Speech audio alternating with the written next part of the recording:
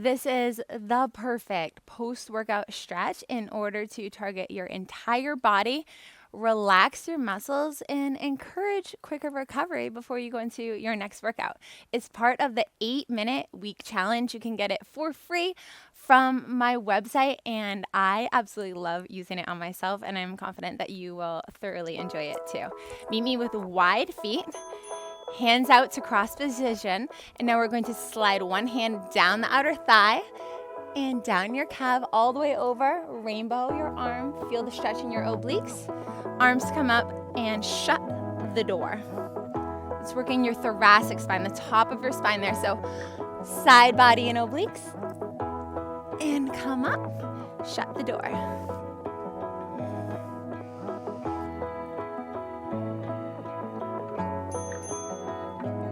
Repeat the same thing on the other side. Ooh, I just noticed that Laurel has some moldy clay on the side of her lunch here. It's purple. It's something that we like to do together. We do lots of arts and crafts in the Keller household, and it's a great way for me to do one-on-one time with each child. Eva's able to do more articulate things like beading right now, whereas bigger finger movements like moldy clay are good for Laurel. Now let's train your ankle mobility and your shins. Balance on one foot, draw your knee all the way up to chest, and hold it tight. I want you to circle your foot around in a clockwise position, making as large circles as you can. Don't neglect going all the way in, all the way up, all the way out, and all the way down. Reverse that.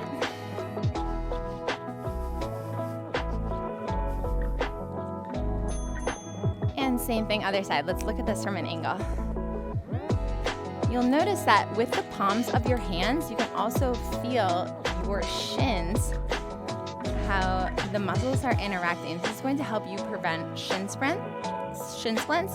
It's also strengthening all of the micro muscles. Other side, alternate direction, so that you can have stronger ankles and not sprain your ankle. Eva, would you help by letting Gunner out? I think he needs to go potty. Thank you. Next, we're training your hip mobility. So draw an upside down teardrop right here. So notice how foot is going to land in the same place that it started. And this is something that I actually do while brushing my teeth. So as you get more advanced at it, you can flex the foot, lift it up and over your countertop, and land it back down as you're brushing your teeth. This is working your hip internal abduction, your external abduction and internal abduction. Same thing, other leg. Up and over, teardrop landing down.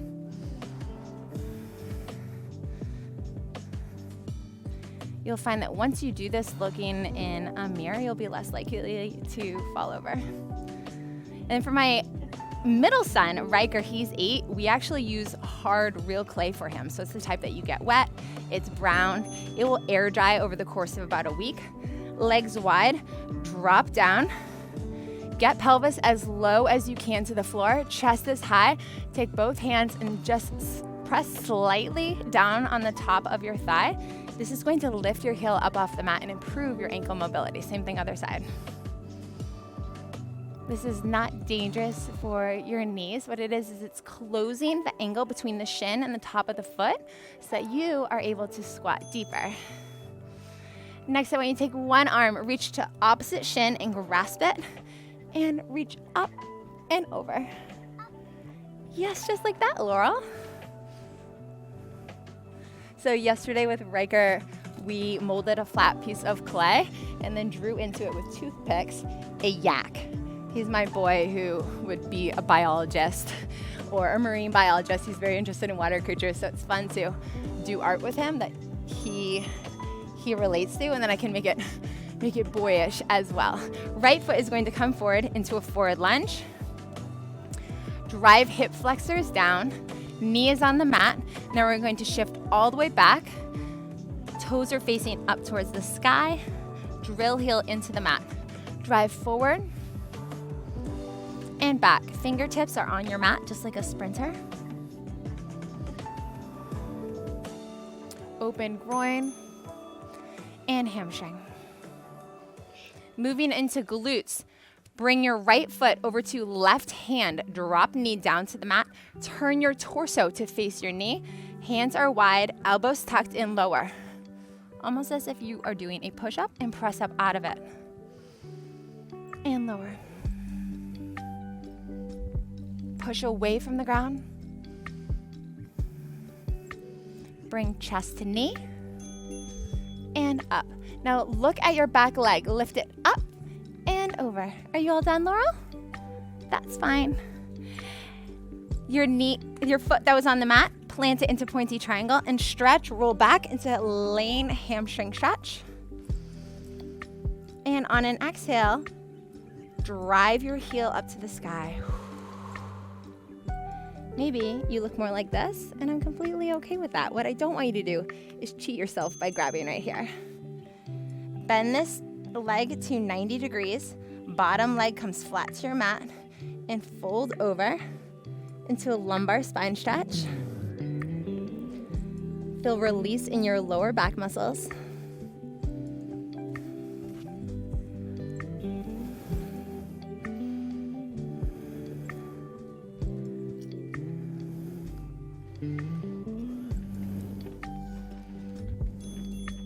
And roll up with me. We're gonna do a left leg forward lunge. Knee down, shoelaces down to the mat, drive back into hamstring stretch, and all the way forward.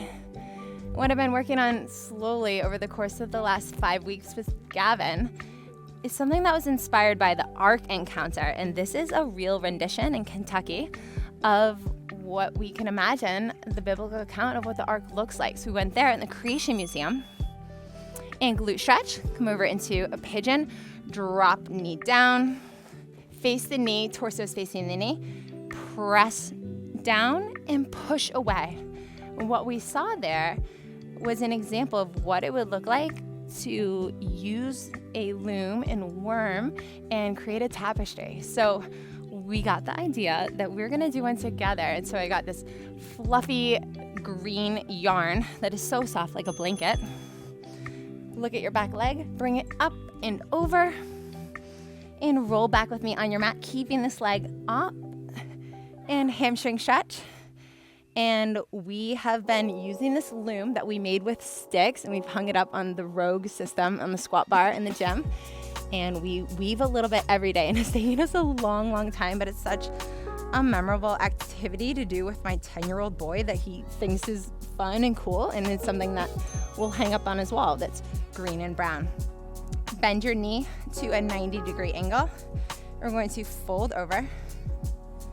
So I share this with you to find something that you enjoy doing with each of your children, because one-on-one time, playtime, whatever that looks like, it doesn't have to be Barbies or make pretend, or it doesn't have to be a board game. It can look different for each child and each family, but it's important that you establish that relationship, because you can't expect to effectively discipline or even disciple your children if you haven't established a connection and relationship with them. A drink? I'll get you a drink. We're all done now. I love you, ladies. I'll see you next time. And again, remember to download the 8-minute week challenge, and I'll be here coaching you through everything. Bye. Get up, off the mat, up. Okay, lie down somewhere. Lie down.